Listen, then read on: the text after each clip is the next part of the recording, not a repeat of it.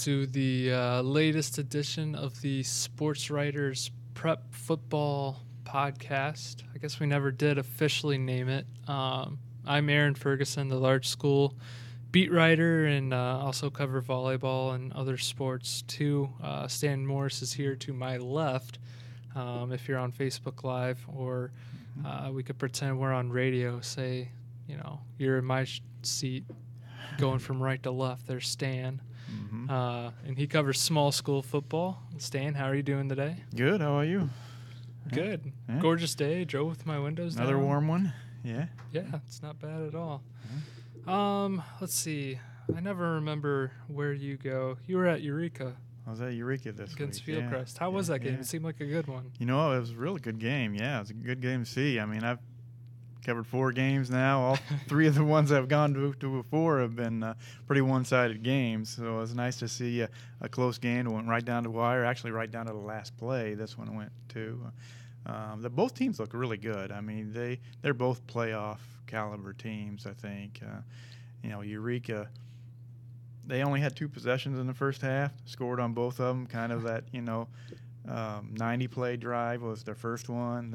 So they scored on both and went up 14-7 in the third quarter. They're getting ready to punch in another one to go up 21-7, but Fieldcrest stops them on the 1 foot line. And Fieldcrest takes it from there, goes 99 yards all the way down the field. Cam Grandy, their quarterback, making some big plays, passing the ball. They score, but they missed the extra point. So it's a 1-point game, 14-13. Eureka responds to that by going down and scoring. And then Fieldcrest takes it right down, all the way down, gets in to about the 11-yard line, first down.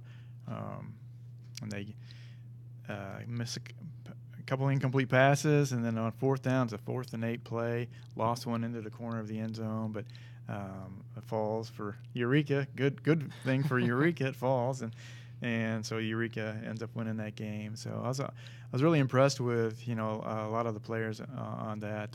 Hard hitting game, a good game to be at. Jake Bachman, Eureka's quarterback, ran for 100 yards. He also intercepted a pass right before halftime when Fieldcrest was driving. Could have tied the game up, but he intercepted a pass. He's intercepted passes in every game, I think, so far. But he's looked pretty good. Cam Grandy also was another one, the Fieldcrest quarterback. Mentioned him before. He's a kid that actually went to Roanoke Benson his first 2 years. Was part of the co-op between Eureka and RB, but then when Eureka went into the HOI, they had to drop that co-op, and so Cam ends up at Fieldcrest, and he's been their leader ever since. He's a 6'5" kid, gets the ball out and can run, because he's got both the dual threat thing going on. So he was pretty impressive, and Eureka did a good job of kind of at least holding him in check a little bit. So fun game to see. How about you? Yeah, I was at Metamora, Washington. I think we were maybe just starting the third quarter when you were finished in Eureka. You probably were driving by Washington like, oh, their lights are still on. I wonder why they're still playing. Got a late start. It started like 8 o'clock because the freshman game went down to the wire. And then, the last play of the freshman game, the Washington fumbled the football, and then Metamora scooped and scored, but there's an inadvertent whistle, so they had to replay the down, and then they went to overtime. Otherwise, Metamora would have won in regulation, and then you've got the 35 minutes to, after the freshman game to warm up. So it got a little bit of a late start, but, Metamora jumped out to an early lead, 7-0. Both teams punted the first possession, but then Caleb Fisher coughed the football up on the next Washington possession, and Metamora took over at the Washington 24. They picked up a first down. They then, punched it into the end zone on a touchdown run by Ethan Hodel, and they took a 7-0 lead. And at that point, I was like, whoa, Metamora moved the ball a little bit. They've got the momentum. They scored. They're ahead. Maybe this is it. Maybe this is the turning point. And then Washington just buckled their chin straps and just took over for the rest of the game, really. They ran the ball well. They didn't really have to throw it. The battle was won at the line of scrimmage on both sides of the ball. Washington was just bigger and more athletic up front. They held Metamora to 21 rushing yards or something like that. I mean, it was so one-sided. I think the total offense was like 484 to 117 in Washington's favor, and that includes a 50-yard pass from Thomas Hall, the Metamora quarterback, to John Gatton, who was a wide receiver. But it was a great play by the Washington defenders to punch the ball out and force a fumble on the other end of the field and then recover it at their own 6. So Metamora couldn't even get points following a 50-yard pass. Washington really looked good. The score, it felt like, was closer than what it could have been, just because how easily they were able to move the football down the field. Washington's 3-1, but that one loss is to a really good Morris team who, they're always good. They're always big. They've always got speed, and they're always going to play their way no matter what. They're just going to, shove the football down your throat by running it for a lot of long drives. So I think Washington impressed me. Seeing Metamora, I think they have some weapons at wide receiver, but their line play's gotta improve if they're gonna win some games here this year. So yeah, what else did you see? I guess you didn't see personally, but learned over the past couple of days about some other small school teams. Well, a lot of the games from Friday night on the small school side were a little bit one-sided of the other games. Princeville, 55-0 win over West Central. Their defense continues to be really strong, and offense both. I mean, they've scored 222 points. I think that's most in the small schools in the area. They've only given up 22, so that's the least of any team in the area. So still looking strong, and their tests are going to come here pretty soon. In week 6, actually, they get Anawan Wethersfield, so that could be an LTC, for the conference title. Who knows? We'll see. But they cruise. Elma Brimfield gets a big win also. So does Farmington, wins big. DMAC had a little closer game with El Paso Gridley. I think it's 40-28 score there. Actually, DMAC was down 14-12 into the second quarter. Then they reel off like 23 unanswered points and get the win there. They continue to go strong.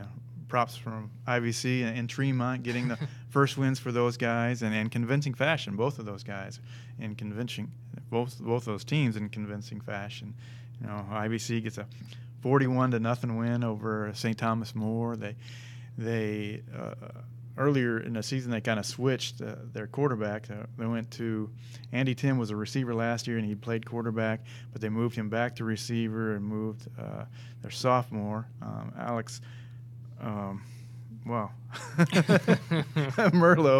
I had it earlier. Alex Merlot. Yeah, they moved him into the quarterback position, a sophomore, and to kind of spark things and see, get a receiver a veteran receiver like Tim is out there and score 41 points. So it kind of helped their offense get going, and so that was good to see them get that win and kind of move things in the right direction. And Tim Hines, their coach, has said they've been improving each week. They've been playing some really tough teams early in the season, so that was good. And to see Tremont, Zach Zera gets his first win as the Tremont's coach, and they beat Hayworth 40-24.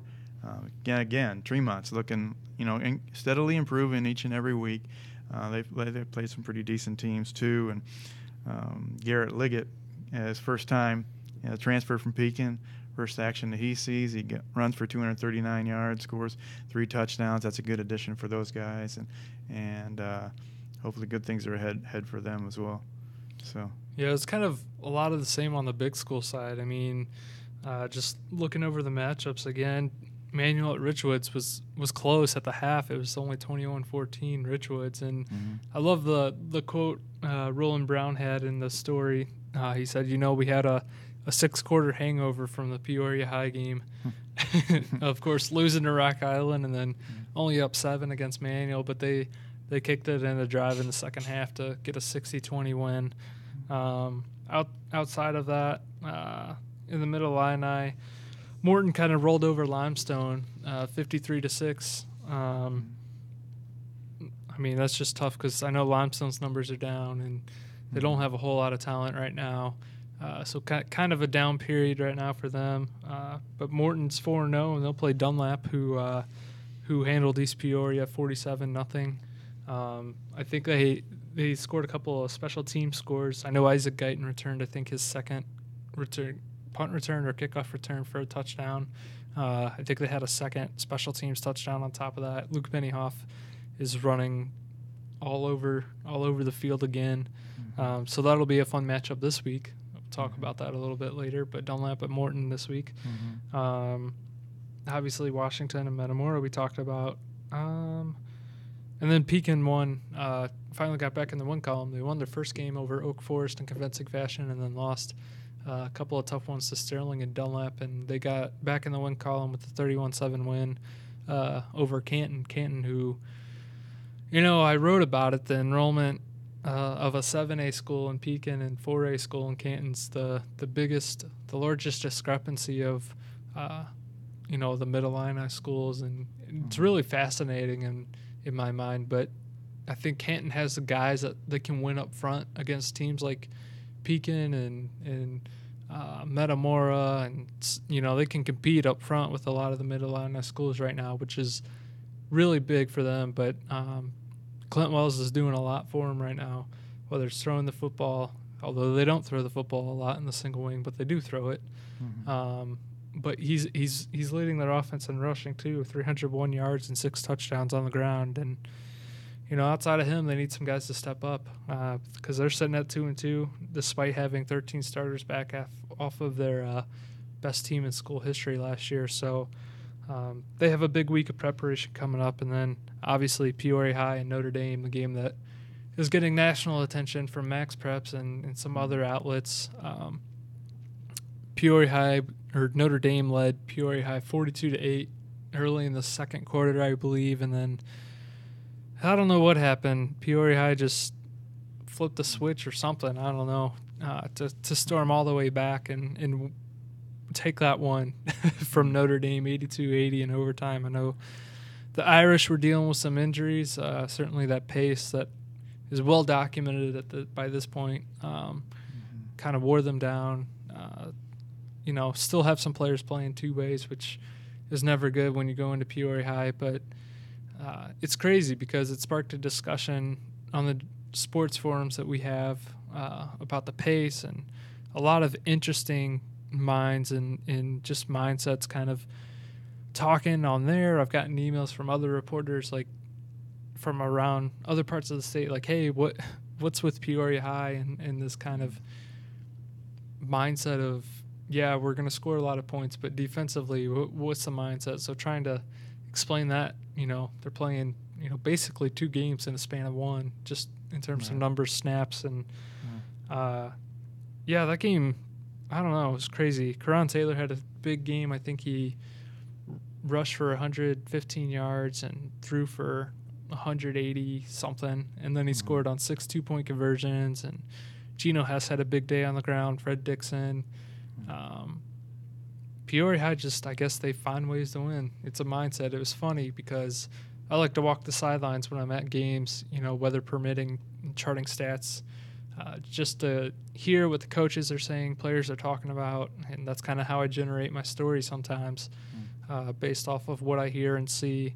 But some of the guys down on the sideline, not necessarily coaches, but the stats guys, camera guys, they're all asking me, well, what's the score? What's the score? What happened now? Because I kept giving them updates. I was like, it's 42-8 Notre Dame. And it was just funny to see the different reactions and listen to the different reactions as people ask, what's the score now? What's the score now? As the comeback was happening. And I can't imagine what it would have been like to have been at that game. I know Cleve, David Minion was, who's our Chiefs and Rivermen reporter, was doing that game, and he kind of texted me in disbelief late into the night about the game. He just couldn't believe what he had seen. that's just Peoria High football. I think that's 4 or 5 games now where they've had just a wild finish where they get down, substantially and then find a way to come back. So yeah, you're not going to see too many basketball games with that kind of score in the winter. No, I That's don't kind of think weird so. how that's gone, right? Football scores keep getting going higher and higher and higher, and then basketball seems like the scores are going lower and lower in high school. That's just kind of the way it is lately. But I think it was funny. I think Adam Duvall, former PJSer himself, even tweeted something about,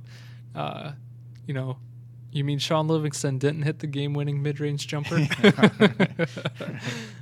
It was really just remarkable. I mean, it's so entertaining just because, I don't know, I sit there now with the mindset when I'm at a Peoria High game, like, no matter what happens, like, I probably can't be surprised because I feel like I've seen it all.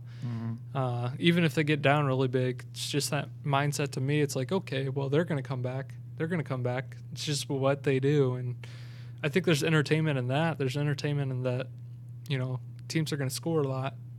And supposedly that's what people like to see. I don't know, whatever. People complain about lack of defense, but I could go on about that and save that for another day. What else is happening on the small school beat? Anything coming up? Anything this past week? Well, just a note, couple of the small school or the other area teams kind of getting off to really good starts that we don't really talk about too much. Abingdon Avon is a team that's 4-0 this year. They've been struggling numbers and just not getting very many wins in the last few years. But 4-0 this year. Ricky Quinn is good for those guys. They have a 900-yard rusher in Jay Albright. They've got a quarterback, Lucas Tinkman, who's thrown for 648 yards, and so it's good to see them get off to such a good start. Bushnell Prairie City, West Prairie, BWP, I guess that's what they have on their helmets, right? They're off to a 4-0 start too. They haven't played the competition that they're going to see, especially this weekend. They have Elmwood this weekend. They've got a running back, Nate Ferguson, has kind of led that charge. They're pretty much a dominant running team. No relation. No relation. Just not that you know clear. of, anyway. Yeah. Yeah, but it's good to see those teams getting off to both programs that have struggled in the last few years. So Stark County is 1-3 now. That's the second year in a row that they're 1-3. But I gotta believe that they're still gonna get to the point where that streak of 22 straight playoffs. They're going to be favored in pretty much every one of the games that they have from now on, except for Princeville possibly. They face Princeville. I think it's in week 8. I think they got Princeville in week 8, so that'll be good. But even if they go 5-4, they'll probably have enough playoff points to get into the playoffs. But those are just a few things, of the area teams. So how about you? Yeah, I don't know. I know one thing I've been keeping an eye on, and I'm trying to get an official number from Peoria High, but Geno House is moving up the career rushing yards mark, not only in area history, but IHSA history. I believe he passed, I don't have the guy's name on me, but the guy who was number 2 in the area in career rushing yards. That's something, pretty remarkable because he's going to finish on the IHSA list and could be close to cracking the top 10 by the time the season's over, especially with if they can make another lengthy playoff run. I mean, there's so much talent, I think, on the large school side that kind of, I don't know, it didn't surprise me, but, I talk about it every week. Luke Benioff running the football, just how well he got off to a good start, I guess. It was a little surprising. Didn't seem like there was an adjustment period at all. I think Morton's the biggest surprise. They moved Nolan Donald, who was a backup tailback, to quarterback, and they've moved to a read option type. And I think he and running back Bradley Getz have 1,406 combined rushing yards and 19 combined rushing touchdowns in 4 games. I mean, That's pretty remarkable. Yeah. And of course they'll play against Benioff and Dunlap has a pretty solid passing game too. They've got two, talented receivers in Josiah Meeman and Isaac Guyton, who are both averaging 17 yards a catch, which is pretty remarkable. Big play threats that way. They can go vertical and space the field that way. And obviously they play Friday night, a pair of 4-0 undefeated teams, both state ranked. Dunlap number 4, Morton now number 6 this week. Should be a good one at the Eagles Nest or high school, Dunlap High School. I don't know what they call it, but yeah. Yeah. All right. Week 5. Yeah, I mean, that's the biggest game, I think. I also think something that's really cool is that the Peoria Stadium's going to have a doubleheader on Friday. 4:30, Manual kicks off against Champaign Centennial. And I think that's a game that's definitely a game that Rams can compete in. Centennial's kind of down, one of the lower Big 12 teams, if you will, in terms of talent. I think Ed Cagle, he always talks about we need to tackle. And so, I mean, if they can tackle and keep their defense off the field and let their weapons make plays on offense, they've got a shot. And then following that one's going to be, I think, another really good game. Bloomington and Peoria High. Joe Walters, obviously the former Notre Dame coach, comes in with a veteran defense, and Colton Sandage, a quarterback who just committed to Texas Arlington for basketball. I think that was this past week or maybe the week before. A kid who can throw it, a kid who can run it. They've got weapons all over the field, and we'll see how they line up against a Peoria High squad that runs tempo and likes to score points. Elsewhere, Richwoods has their toughest test of the year by far against Normal Community, who's number 4 in Class 7A, I believe, and just absolutely dismantled Normal West last week. I think it was 50-13. Obviously, Normal West had beaten Peoria High and was ranked. They may have been number 4 in 6A at the time. Notre Dame gets Urbana, so kind of a good time to catch Urbana after playing Peoria High. Give their running backs and linebackers a chance to heal and maybe rest a little bit. The middle of the line slates obviously headlined by Morton at Dunlap, but then you've got Metamora at Canton, which I think is a game that I think it's winnable for either team, because if Metamora can get a good pass protection for Thomas Hall, they're going to be able to throw the ball on Canton. I know Metamora likes to throw a lot of underneath routes, but if they can get some shots downfield, I think that's a big area where they can win. But Canton can compete with their offensive and defensive line up front. So I think it's going to be. I mean, it's truly going to be a game won in the trenches. I think Canton's going to have to get a good push on the offensive line to move the ball as well, obviously. But maybe give their running back some space and some time to use their speed and get outside. East Peoria's at Pekin. I think Pekin has kind of maybe found their passing game a little bit last week. I know Quince Helleritis has plenty of options with Chris Hill, Braden Lavin. They have 4 kids, as I fumbled through my master stat sheet here. They've got 4 kids: Brad Johnson, Chris Hill, Braden Lavin, and Sebastian Hill, who have 13 catches or more, 100 yards receiving or more. And then Johnson and Hill each have 3 touchdowns. So they do a good job of spreading the ball around. And then, of course, they've got Braden Cruz in the backfield, who has 219 rushing yards to keep teams, I guess, off balance, so they're just sold out for the pass all the time. So I think Pekin's finding their offense a little bit and hitting their stride. And then you've got Washington heading over to Limestone for a game that they should handle pretty easily, I think. How about Week 5 on the small side? Week 5 on the smalls, yeah. You were talking about games being won or lost in the trenches. That's probably going to happen with Bushnell Prairie City and West Prairie going to Elmwood, Brimfield. These are two teams that pretty much like to run the ball. I mean, there's going to be that game might get over before 9 o'clock or so. How much running is going to be there, but it's going to be a game that's kind of going to be won and lost on who gets the biggest push either side of that line. And I know that Coach Hollis has been pleased with the progression that his line has continued to make from week one.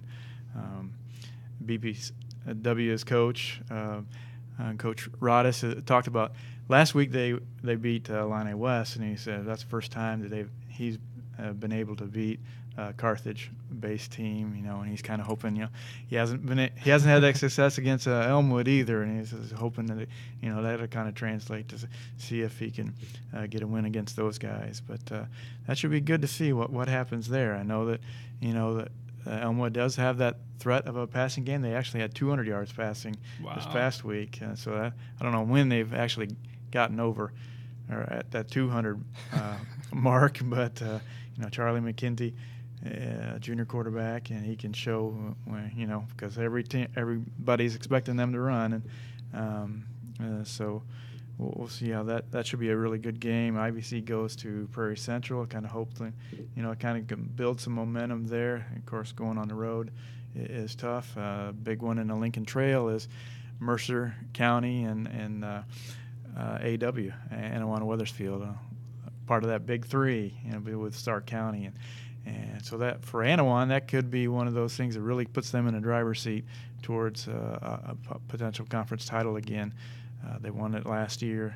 This year, they've already, so Princeville is waiting in week 6. We'll see what happens there, but good showdown in the LTC. Princeville has United. United is a team that struggled this year, so Princeville will kind of keep on rolling going into that one. Illini West goes to Peoria Heights. Peoria Heights has their homecoming on Saturday, so they always get up big again for their homecoming.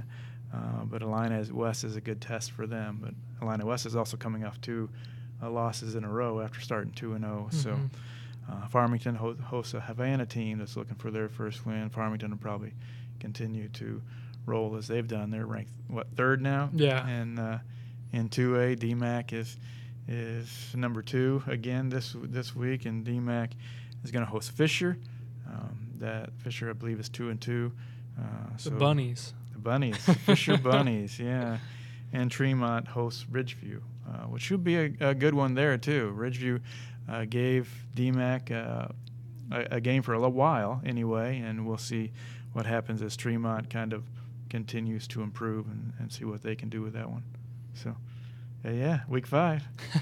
Gonna be another warm one again. I'll keep taking the warm ones, right? Yeah, me too. As long as we can get them warm and dry, that's what I like. Dry, that's. I think dry is the biggest factor for me. You know, Yeah. I don't like my stat sheets getting wet, and I don't like being in the press box. So, I really liked your story on Friday about Princeville and their 5 linebacker set, which is something you don't see. Right. Maybe you can explain a little bit. What exactly makes their defense effective by using 5 linebackers? Well, what really makes it effective is that they've got a lot of speed among those 5 linebackers. They've got some guys that can really track down the ball and you got 5, so they're covering pretty much all the areas there, and they can cover in. When it comes to the pass or to run and have reactive guys that can help out that. I talked in the story about it being kind of a warrior mentality. Comes from Glenbard West, and they was it Dark Side is the name of their defense, and they want to feel give them a little boost of being we're warriors. We're not going to be here. We're not here to be messed around with. We're taking this thing seriously, and we've got the speed and the athleticism to get to wherever the ball is going to be. And so that's one of the things that they've just. I mean, they don't have too many solo tackles, as a team. It's like gang tackling all over the place because there's so many hats, so many people getting to the ball there. So that's what's kind of help them. I mean, as we've mentioned before, those tough tests are coming. You know, you've got Anawan, Wethersfield, you got Stark County still waiting in the wings there later on down the season. So, kind of building momentum, and that's what they're doing. Dark side. 22 points in 5 games. That's pretty good D.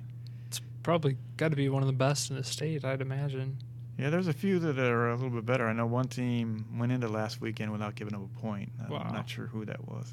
Can't remember, but yeah, that's not too many. We see that in one quarter in the Peoria High game, right? Or half of a quarter. Yeah, I guess it depends. Yeah. Maybe 22 combined in half a quarter, and 22 each in the whole. Yeah. Let's go ahead and pick a couple games to wrap up here. That West Prairie Elmwood Brimfield game is really intriguing. Who you got? Who's gonna suffer their first loss on the year? I'd have to say that's going to be the visiting team. That's where I'm going to go. I think Elmwood is just overall, they've played some stronger competition. They've got the teams. I think they'll come out ahead on that one. I don't know if it's going to be a 2 or 3 touchdowns or anything like that, but we'll see. Let's go with Ridgeview and Tremont. Another interesting game, I think. It is. You know what? We'll give it to the Tremont because of that momentum that they're starting to get, and they're starting to run the ball really well, and I'll go with them. That's where I'm going. IVC and Prairie Central. It's another kind of a toss-up game too. Prairie Central, I think they're 1-3 right now, but they played some pretty decent teams. IVC again, kind of continuing to improve, and it's always tough making that road trip. That's a team that they're familiar with playing from Corn Belt days. It's Illini Prairie now, but I'll go. Going to go with the home or go the our area team anyway. We'll say IVC. Home to us. Home to us. Yeah. Yeah. How about on your side? Let's see. What do we got? Week 5? Is that where we are? Yeah. Hard to believe already. Yeah. Crossing the halfway point on tomorrow. Yeah. All right. Metamora Canton. Metamora Canton. Gosh, I hate that. Because I think you could flip a coin and, it's one of those things you could pick one and they could win or they could. It's such a toss-up. I'm going to go. I think I'm going to give the edge to Metamora just because they have the ability to throw the football, but that game's going to be won up front. Obviously, Gage Miller, Canton's linebacker, is a force, and he'll bust up that line as much as he can and get in the backfield and put some pressure on the Redbirds' passing attack. But I think if Metamora can throw the football, I think they can finally get their first win. Hard to believe we're saying that in week 5. Right. Morton Dunlap. It's another game where it's just like, I don't know. Dunlap's defense has been so good. They held a very good Galesburg team to 6 points. Obviously didn't allow points last week. They held Marion to 21 points. So their defense has been very, very good.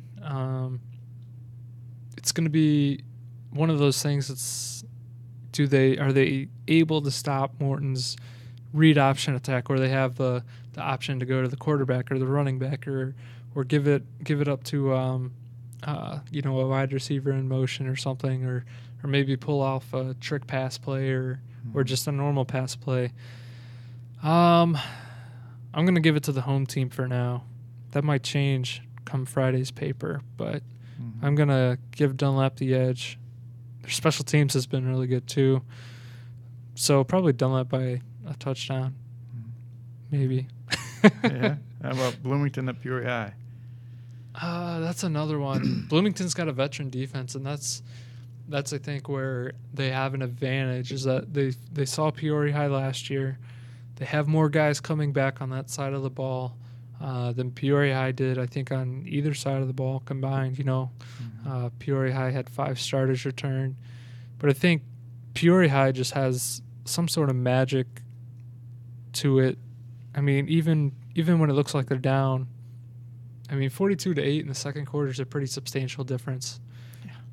Even for Peoria High, and somehow they pulled it out. And I know it was weird because it was late in the game too. They were still down by a couple of scores, and somehow, they kept coming back, and Notre Dame kept scoring. So I'm gonna give the edge to Central by a couple of touchdowns. Sounds good. Yeah. Well, quick thank you, shout out to producer Matt Dayhoff, who's sitting next to the camera and you cannot see.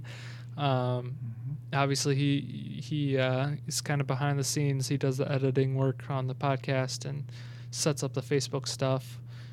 He also shoots some football photos from time to time, and perhaps you'll see him at a football field this week or in the coming weeks. Thank you for your support of the Journal-Star. Please, if you haven't already subscribed to the Journal-Star, you can go online to our website at pjstar.com. Your subscriptions help us do things like this and do other things, get out to games, travel, and we really will appreciate your support so we can keep doing fun things. At least I think it's fun. Oh yeah, definitely. Definitely, yeah. So for this edition of the Sports Writers Podcast, I'm Aaron Ferguson. He's Stan Morris, and thanks for listening. Good night. Thank you.